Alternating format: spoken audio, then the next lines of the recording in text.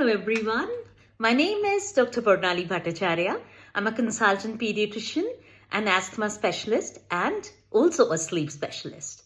On the 17th of March this year, we are going to observe the World Sleep Day. That's the day when we spread awareness about sleep. So I thought, let me share with all of you certain important and interesting facts about sleep.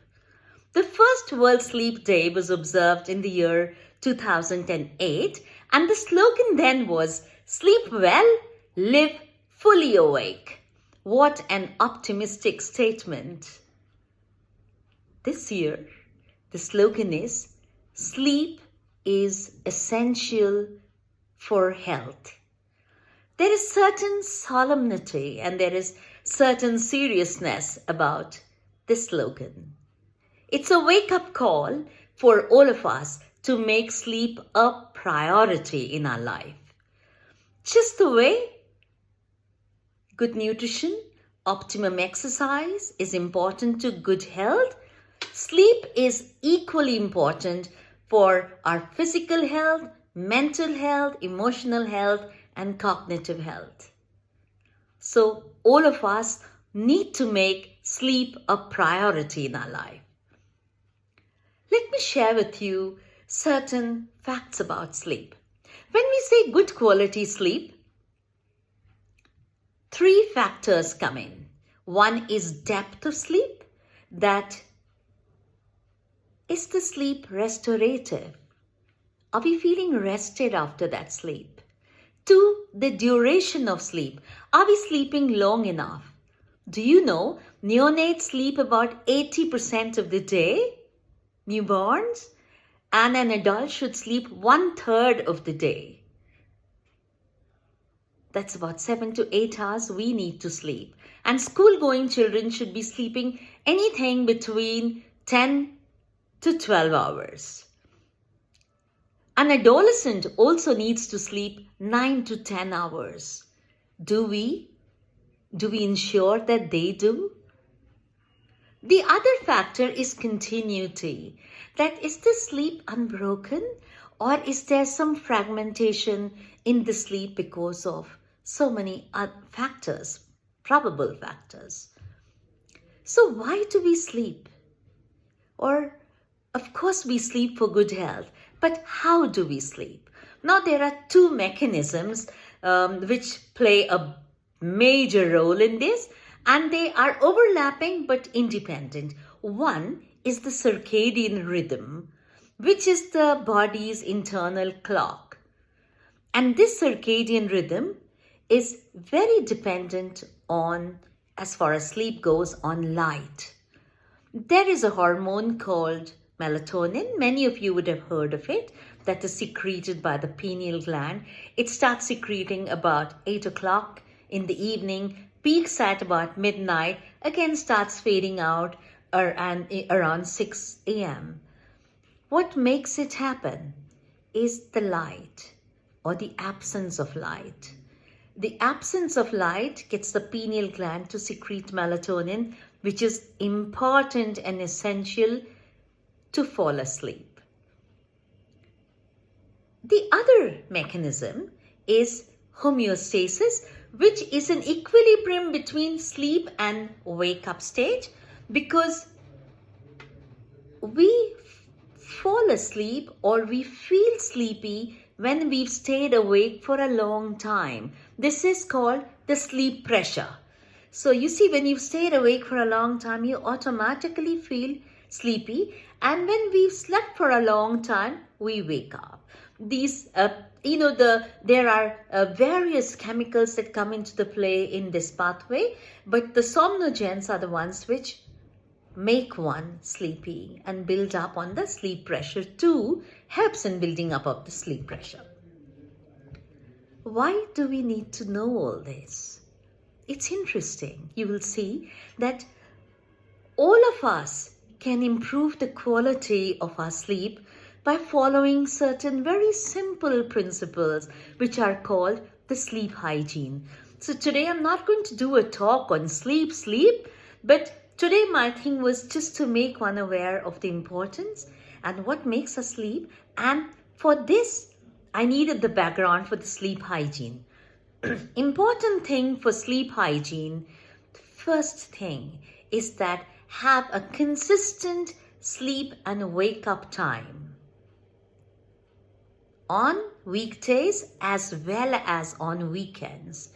We tend to sometimes play up with this on weekends and say, oh, I'm going to sleep late, it's the weekend, or I'm going to wake up, just pre-lunch because it's the weekend and I can sleep in. No, you're messing up with the circadian rhythm and it's confused. So that is not a right thing to do.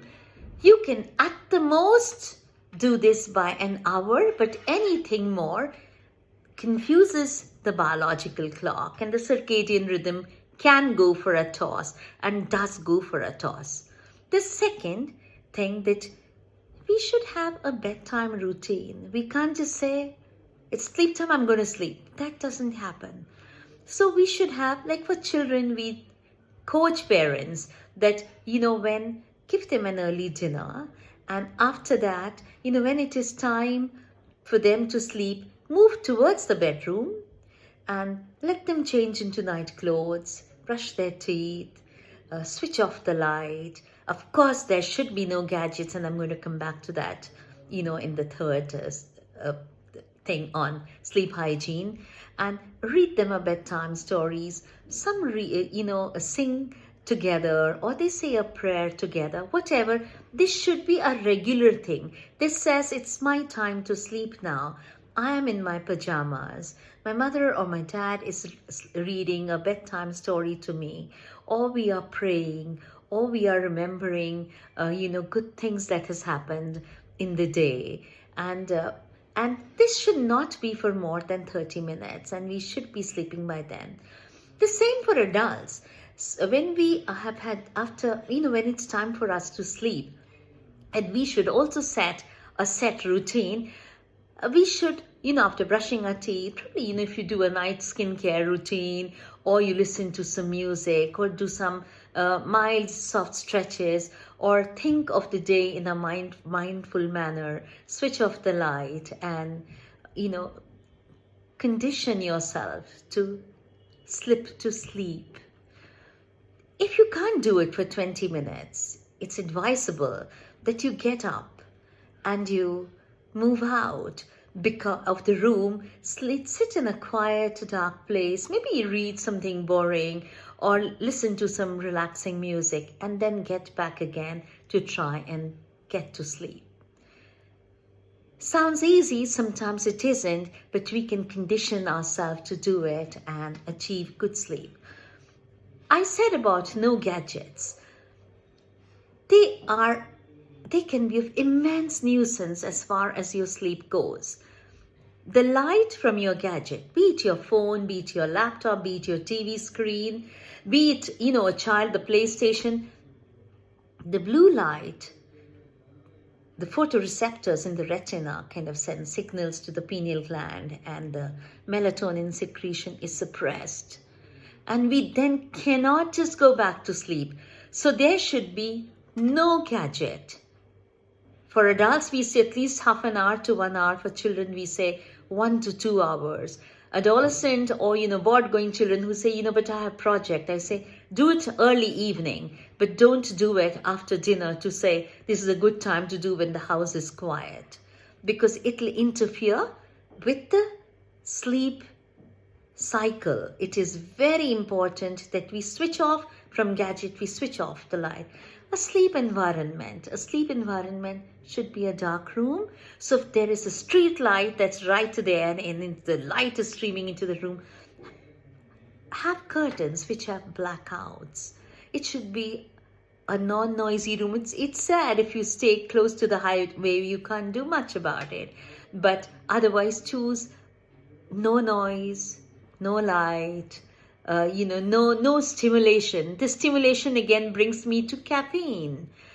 If you take caffeine, caffeine is there even in chocolates. Caffeine is in there in those huge amount, not just in coffee, but in Red Bull or all these energy drinks. If that's your drink for the weekend outing, it's going to send the sleep cycle off for a toss. So it's very important to not have any stimulants late in the evening because it will interfere with your sleep cycle. Early morning exposure to light is very important to tell that melatonin, you've done your job. Now, that's the way to suppress melatonin, by exposing to light in the morning. So in the morning, why is morning walk so useful? Because besides your physical exercise, you're exposing yourself to daylight. So for a child at home, maybe they cannot, go out for a run. The timing doesn't permit, but give them their cup of milk outside. Expose them to light in the morning. These were certain important tips for sleep hygiene, and it will definitely help you sleep better. Do you know, recent research says that 2 billion people in this world are suffering with insomnia, and all of us have had phases of insomnia, and we can help ourselves by following good sleep hygiene. And to tell you a little background of sleep was to help you understand that what is the role of these different points that I told you about sleep hygiene. So remember, the slogan this year is sleep is essential for health.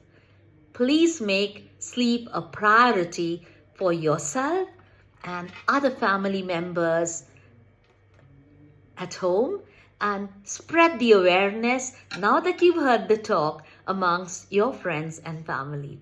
Thank you so much for listening. Thank you. Sleep well.